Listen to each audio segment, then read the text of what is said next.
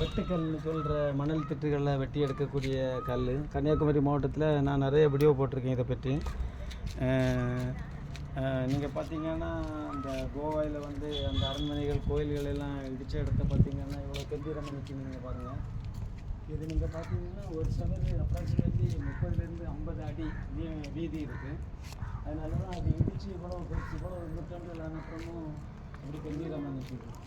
இதுக்கு நீங்கள் தரையை பார்த்தீங்கன்னா அளவுக்கு அதிகமான வீதி, ஒரு 100 அடி 150 அடி வீதியில் தான் அஸ்திவாரம் போட்டிருக்காங்க.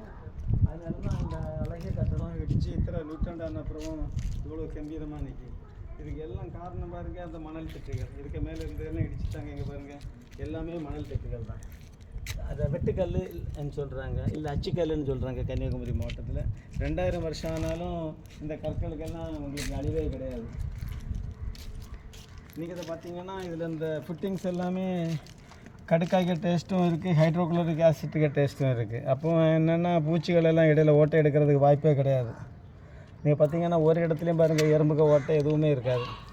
இது ஒரு அற்புதமான ஒரு நினைவு சின்னம். செமையாக இருக்குல்ல.